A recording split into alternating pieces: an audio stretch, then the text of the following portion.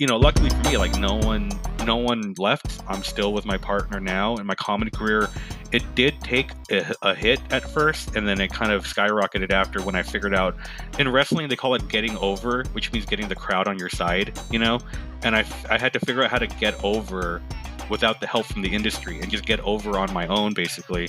Hello, and welcome to Art Restart, where we explore how artists are reinventing their fields and building a new landscape for the arts.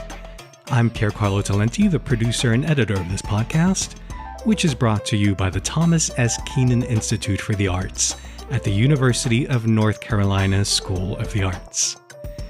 In this episode, we'll be hearing from stand-up comic Robin Tran, the very first comedian we've had on the podcast, so that's exciting to me. A little bit of pressure. Hope I didn't screw it up. Robin has been performing stand-up comedy for the past 11 years, but it's only since 2015 that she's been performing under the name Robin. Before then, she presented as male and used the name Robert.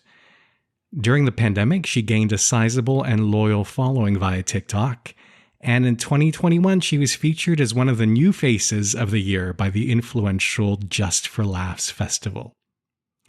In the last couple of years, she's enjoyed some very prominent appearances on various TV and streaming platforms, including Comedy Central Roast and Comedy Central Stand-Up Featuring. And last year, she also appeared on the Netflix show That's My Time with David Letterman. Robin spoke to me from her home in Culver City, California. I had read an interview with her in which she mentioned that her decision to transition was connected to her abiding love for pro wrestling.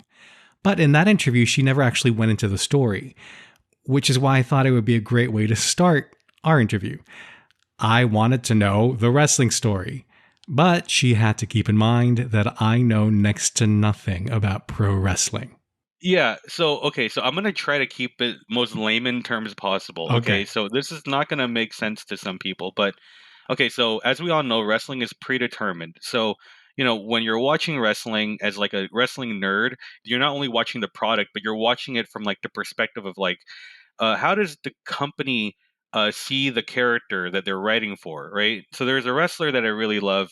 His name is Bryan Danielson, and he was Daniel Bryan in the WWE. He's like the best wrestler in the world, and he was also the most popular wrestler at the time. But he would always like be in these storylines where he wasn't the main guy, and I think it was because he was smaller. So the company just didn't really get behind him. You know what I mean? So there was a match where I had friends over and everything, and it looks like he did a fake retirement and he came back, and there was like a match that is like an hour long, and it's like 30 people, and like you lose by getting eliminated over the top rope. And so we think he's gonna win or he's gonna make it towards the end, and then he got eliminated towards like the beginning of the match, and it like our heart stopped, and like it was that night it was in Philadelphia. I remember, and he's watching from home, and the crowd booed the rest of the match. They were chanting, "We want refunds," and it was just kind of this like a groundswelling of support. It was a protest against the company itself, and it Oh. really bothered me. Like inexplicably bothered me in a way that it as wrestling has never bothered me before. And like I became like I started crying, and I was like, I'm gonna cancel the network. Like this is like my first like real protest I've ever done. Like instead of like protesting real atrocities in the world, I'm like, I'm gonna protest by not watching wrestling anymore. And so a few days later, my fiance, they were like, you're never this bothered by like what's going on. And I didn't even know what I meant at the time, but I started crying, and I said, they just don't like him because he doesn't look the way they want him to look. And when I said that, it hit me hard, but I didn't know why. And I think it kind of got my brain swirling a little bit about like I don't look the way people want me to look. And it gets like, and it's like, what is this like struggle with gender and everything? And then the rest of the story I've told other places. Like I was in my car and I like listened to like a girly song, and I like kind of like you started singing it instead of like keeping it to myself. And like that was like when my whole life flashed before my eyes and everything. And this is the part of the story that I always share with people, and I always leave out the first part where the catalyst with that is a professional wrestling storyline because it's so inside baseball. I want to talk about the art form as an art form. And Okay. And to talk about, I'm guessing that, of course, one of the greatest satisfactions is getting a room full of people to laugh. But what is it, as you study comedy, of course, what Yes. is it about the art form that really intrigues you, that made you want to dive into it feet first? So, it's funny. I think yeah, I heard somewhere a while back that, we become like literally a different person like every 7 years, right? So the reason why I originally started and what appealed to me is different from what it is now. Like every few years, it kind of changes. So when I was initially drawn to it was, I think, because my dad kind of did comedy. Like he would do like funny songs at weddings and stuff, and I just thought it was just the image of like someone with a microphone, like making people laugh was so intriguing to me. Like it seemed like such a powerful thing, and I think watching Chris Rock's Bigger and Blacker special would it made me laugh like in a way that I didn't even know was possible to laugh. I kind of feel like, when you're younger and you're watching something funny and it kind of it makes you laugh so much that you can't even breathe. I think it's because we don't really have the words yet to describe why something is funny. And I think that's kind of the magic trick of comedy is to figure out why something is funny. So when I first started, it was for a very egotistical reason. And I hate to be a cliche, I started as Robert. I did, stand-up comedy as a quote unquote guy, and it was the typical like I just want to vent and I want girls to think I'm cool and I just want a girl to like me. That's literally the only reason. And I think I used it like for a very egotistical reason is the power fantasy of stand up and to like live the lifestyle of a comedian, like to do stand up and then get a podcast and then have people cheering and all this stuff. So kind of like a kind of a male swagger kind of thing. Yeah, yeah, like yeah, that's a good way of putting it. I think what happened was I met my and we're still together after like 11 years, but I met my partner doing stand up, and then I kind of got really happy, and I didn't really desire that part of stand up as much anymore. I had to change like the way I looked at stand up and go, I still love this thing, but why? And then for a few years I wanted to just kind of like use it as like therapy and use it to vent my frustrations and to like share about my vulnerabilities and to speak truth to power, all these different reasons I was doing it for. And then I felt for a few years doing that, I felt like a real joylessness from it and was still really depressed when I did stand up. I did stand up for like been doing stand up for 11 years now, and I would say that the first like 7 or 8 years I like didn't really enjoy it. I enjoyed the actual stage time, but I hated the preparation for it. I hated waiting, and I think a lot of it was because I was so depressed. And then like about 3.5 years ago when I finally got medicated for my bipolar and it kind of went away, I started looking stand up for the past 3.5 years completely different than I ever have. And it's that I just like to be silly and I like to have this energy in the room where we can all be in this kind of together. And I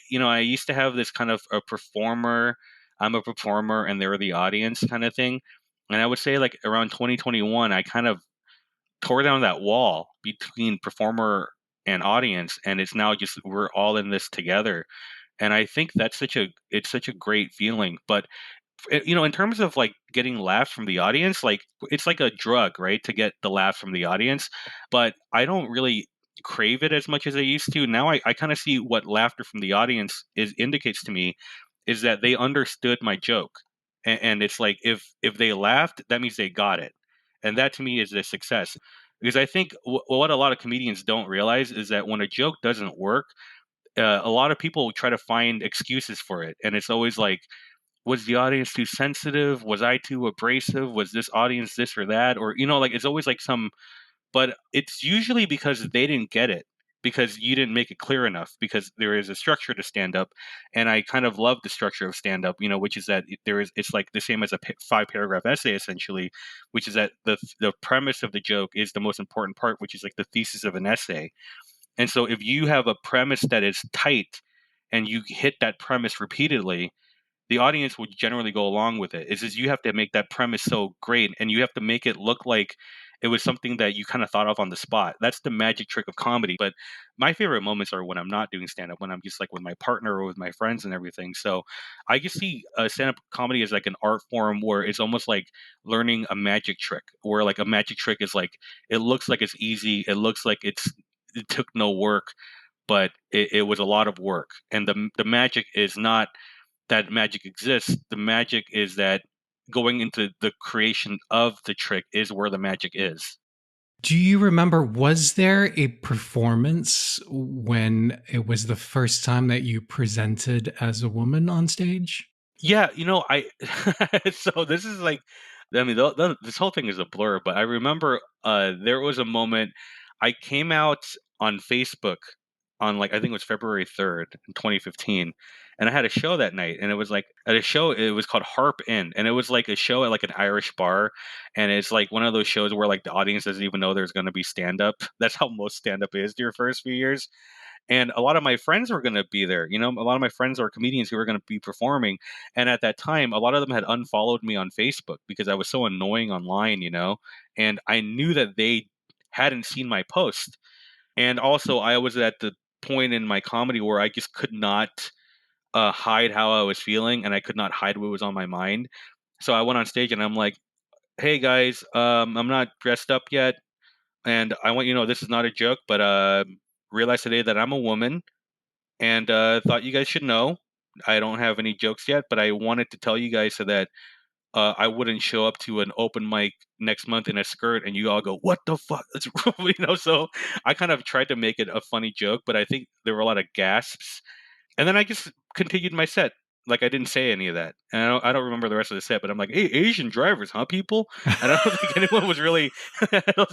I think people didn't remember the rest of my set either. But yeah, that was the beginning of it. And so how, because there I believe, I think there's two steps in your journey. Of course, there's the coming out and then the actual transition.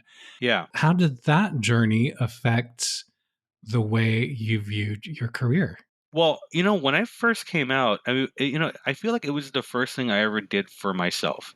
And it was the first thing I really did where I didn't know how anyone was going to react to it. I didn't have a plan. I just had this overwhelming feeling that oh my God, if I'm a girl, then my whole life makes sense essentially. Hmm. I can't turn this truth off in my own brain. My fear of people leaving me or people not talking to me anymore was not as strong as my fear of like living a lie. I was afraid the entire time. I just couldn't. The alternative was just a lot scarier for me. So I remember like, oh my God, my partner might leave me, my friends might stop talking to me, and my comedy career might be over. Like I don't need. But it was just like I would rather just throw it all away so that I can live as myself because there's more potential for happiness here. Luckily for me, like no one left. I'm still with my partner now, and my comedy career, it did take a hit at first, and then it kind of skyrocketed after when I figured out in wrestling they call it getting over, which means getting the crowd on your side. And I had to figure out how to get over without the help from the industry and just get over on my own basically. So what did that involve? So when I first came out, I was in Orange County, right? And there were a lot of shows there, like at the Brea Improv, the Irvine Improv, and stuff. And I was booked regularly there as Robert. But when I came out as trans, it was 2015, and it's like in Huntington Beach, around that area, where they had a lot of the anti-vaccine, anti-mask mandate, like protests. Just to give you an idea of how who I was around, and so I kind of stopped getting booked around that. And it wasn't a malicious thing; it was more like we don't really know what to do with you, and our audience doesn't really know what to do with you. So I just didn't get booked, and then so I had to figure out how do I make as much noise as I can somewhere else where people have to start taking notice of me. And so there was a roast battle at the Comedy Store. That was kind of when I saw an in. There would be celebrity judges every week, and I was like, and anyone can sign up to do roast battle. And so I figured if I'm the first transgender person to do roast battle, and I'm a great writer, and I've always loved roasting since I was a kid. I love roasting Oh, maybe more than really? yeah, I love roasting maybe even more than stand-up comedy. Like, so when I started just doing like amazing roast battles and getting the attention of like the celebrity judges, and like Comedy Central was in the audience one night, and that's how I got on TV. I just kind of went, if people are not going to give me a chance, then I'm just going to make my own opportunities. Mm. So I want to talk about what it's like doing comedy in today's climate, and Hmm. I'll start by talking about, I've set my Facebook settings are such that they can't, or they claim they can't target me based on my tastes, which means Yeah. I get things that are wildly inappropriate for me. And one of them was an ad for a Tucker Carlson documentary about how PC culture is killing comedy. Oh and yeah, I and know. I don't know. He has some comics on there who are belly aching. Yeah. So I want to hear from you because you've been doing this for 11 years, so you have a lot of colleagues. What are you hearing from your colleagues? Whether you find that there's more things that are off limits for you, or just talk about what it's like doing comedy today. So, what's funny about that documentary you're talking about is I was on the roast of Whitney Cummings, and I am on the dais with two of those comics. And what's really funny is that my set was objectively meaner than theirs. Like I was actually more horrible than I love dark humor. Dark humor is like my fetish. Like I don't really have fetishes, but I think it's the equivalent of a fetish. And it's like this inexplicable I'm drawn to dark humor. I think like movies are too gratuitously violent, and I think it's too sexual. Even though I'm not like I don't want to censor any of it, but I find a lot of things on TV to be so gruesome, and I have to like look away. But I think in place of that is my humor, and I think that my humor is maybe like the equivalent emotionally of like a slasher film, like a horror film. The analogy I always think of, right, is that people who like slasher films they don't like snuff films, right? They like horror films and fiction. So what I like is I like it when humor is kind of fiction. It's kind of like darkness is like this is just a joke. This is like a work of fiction. Even if you're speaking truth, it's a joke in essentially, right? And I think what a lot of comedians nowadays what they do it's a very sneaky thing they do which is that they will present a non-joke and they will say people are offended by this joke and then everyone falls for this which is so frustrating. What happens is like their fans go, yeah, people don't like this joke. And then other people that hate them go, well, this joke is offensive. And I'm kind of here going like, no, he didn't tell a joke. Like you guys are all arguing about this thing that's not even a joke. I will defend the darkest joke in the world, not even like morally, but just like the attempt is fine for me. And also, I think that if you're going to tell an offensive joke, then it's okay for people to go, hey, I don't like what you said. That to me is free speech. That to me is, if I'm going to say something terrible, what kind of asshole would I be to be like, but you can't tell me I can't say it? Like the point is that there are consequences to what you say. And so I think my issue with these guys is not that they tell dark jokes, is that they don't tell jokes. And then when people don't like them, they play the victim. And it's like, it is the most frustrating thing to me is that they'll say words that I agree with, and then they won't live up to those words. Like they'll be like, there should be nothing off limits. And I'm like, yeah, okay, I agree with that. But you're not being dragged on Twitter for a joke. You're being dragged on Twitter for like an opinion you gave on a podcast or for like a sexual assault you did. Like none of this has anything to do with a joke at all. Yeah, so I just don't like. I think it's a lot of sneakiness to it, like, and I think everyone falls for it, and it's like I think people are addicted to being mad, and I Yeah, think. to And outrage. I don't want to judge that because I feel like I am too, and it's like you have to like constantly like check yourself, because like there are people on Twitter that I hate and I've muted them. And then, like, if I'm just in a mood, I will just go on their Twitter and read it to make myself mad. I think there's something really, you know what I mean? Like, there's something very addicting about this anger. And I have to constantly be like, nope, stop it, stop, stop, stop. Don't do that. But people are addicted to the culture war. And I have been on every side of the culture war and I've been very addicted to it. And my whole goal is to kind of just take myself out of this culture war and like remember that you're supposed to be funny. So yeah, all this talk about cancel culture and stuff, what these guys are really saying is that they're afraid. It's just fear, right? It's like if a comedian says something that people don't like, what they're really afraid of, they're afraid of losing two things. They're afraid of either losing money or reputation. And I think they're more afraid of losing reputation than money. And I think they don't even realize this about themselves because like a cancel culture, right? It's like if we're talking about cancel culture in a monetary financial sense, the only way you can really get rid of that is to get rid of capitalism itself. Because cancel culture is just capitalism. It's like if you don't have a sponsor, you can basically say whatever you want as a joke. It's like so protected under free speech.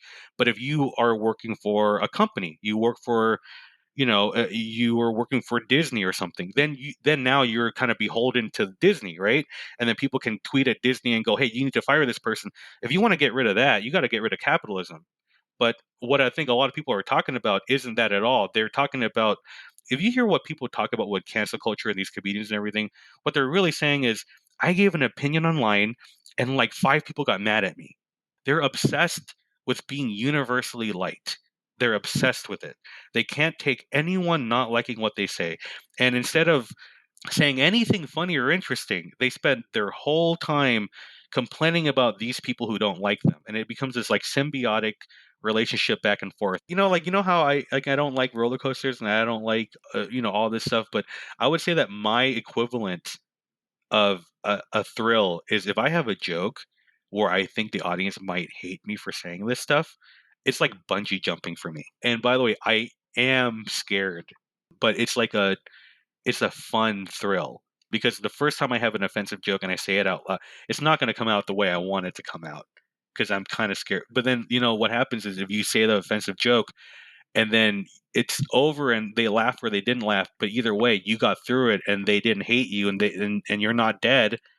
Then the next time you say it, it gets easier. And I think that's kind of what I wish more comedians did is just kind of like, I hate to say it, but you can probably edit this part out, but grow some balls, It's get over it. Like people don't like what you said, get over it. So, I like to talk about systemic reinvention in the arts in this podcast. Yeah. And I think one thing we've learned in recent years is how toxic the world of comedy can be, particularly to women. And I'm guessing it might not be easier for trans women. So I'm wondering, what, if anything, would you like to see change systemically so that the field as a whole is more welcoming to a broader range of people? Yeah, this is a tough one for me to answer because I don't know how to fix a systemic problem. I feel like I went through this really long period where I tried to fix the world in my brain. How do I fix systemic this or systemic that? And it became this big hurdle. I felt myself getting so stuck in trying to fix the big problems in the world, and I don't think they're unfixable. I just think it's like I don't have those answers. I mean, this is, see, I'm like kind of avoiding answering this question because I feel like it's gonna come off almost like Republican-y, But what I really I'm just sure you've been called worse. yeah, God, it's very true. But what I realized in the end was the biggest obstacle I had to overcome was myself. And that's going to sound really corny. And there are big, by the way, I have to overcome a lot of obstacles, mental illness and gender, race, and be growing up poor, all this stuff. But like not recognizing my own power, like the power that we all have, that we are born with, that we forget that we have because of the world is so screwed up, and to tap into my own power. Like the chances that I am an Asian trans lesbian comedian who like talked to David Letterman. If you told me that I would do that someday, I would call you crazy, right? And sometimes when I get high, I think to myself, am I really an Asian trans lesbian comedian who talked to David Letterman? Or have I hallucinated my whole life? Am I like in a mental institution somewhere, rocking back and forth, thinking that this is my life? But I don't know. I feel like, I don't know. I mean, like, I kind of try to tap into my own power. I try to lead by example. I try to remind myself that, like, there are people who miss laughing.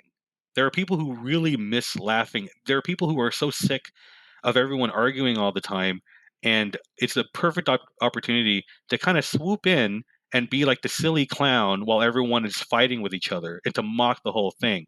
And then if you can make people laugh, people will love you. And I know this is a lot of things that I learned when I was younger that I kind of fell by the wayside because I learned a lot about these systemic issues, and the systemic issues are valid. And some of the stuff that I'm going to say, there's a lot of evidence that it doesn't work in reality. But what I tell myself, and maybe it's a delusion, is like cream rises to the top. It doesn't mean that I am where I think I should be. It doesn't mean that I don't get held down, but I am very successful because of my talent. And to remind myself that it is possible to get over through your own talent, to like get people on your side. And I think I would like it if more people nowadays, trans people, empower themselves more, and stop trying to appease people who hate them, because there are people who love you, and you should talk to them more. And instead of trying to change the hearts and minds of people who hate you, grow the community of people who love you, and ignore those people or mock them, but don't engage and don't argue with them and don't try to change their minds. Like, make your own community, make your own show, make your own, you know what I mean? Like, and you have the power to do that. And then finally, what current or upcoming projects or gigs are you most excited about? I have a couple things that I can't disclose it right now, but I'm gonna be doing like my hour show, like, for an entire month, and I'm really excited about that, to give it like a theme, and that my whole life right now is spent getting ready for that. I can't give away too much, but my thing when it comes to preparation for shows is not necessarily just to run the set or to memorize the material. A lot of prep work is inner work, and it's something that I think is the most important thing that comedians just don't do as much. My fiance gave me advice once, and they told me that your full-time job is not comedy, your full-time job is your mental health. And if you can take care of your mental health, then you can do comedy for the rest of your life. So, what I've been doing recently is I've cut back on, like, a lot of carbs and sugar, and, reduced my caffeine intake. I've reduced my marijuana use by like 90% the past week. I'm starting to exercise again. It's like about keeping your mental health in check and to be healthy and everything, because, like, I have an impulse, and I think a lot of people have this. When you get successful, you have this inner saboteur, right? You want to self-sabotage it. And so everything that I'm doing is to not sabotage this thing that I'm excited to get, because I think my hour is very, very good. I've gotten it to a place where, like, I essentially do comedy for myself. And the other thing I taped was, I told you before, the roast of Whitney Cummings that I taped. I think that's coming out in May also. It is the meanest set I've ever done in my life. I was so mean. And they're going to edit this way down, because I was on stage. I didn't know this until I got the tape back. You're supposed to be on stage for 7 minutes. I was on stage for 19 minutes, just burning the entire room down, and it was so thrilling. And I realized that I just love to be a pro wrestling bad guy. If you'd like to read a longer version of this interview and learn more about Robin, just head to uncsa.edu/artrestart. If you know someone you think would enjoy this episode, won't you please share it with them? We rely on your word of mouth. And hit the subscribe or follow button if you haven't already. Our theme music is by Shanghai Restoration Project. I'm Piercarlo Talenti, and on behalf of the Thomas S. Keenan Institute for the Arts, thank you so much for listening.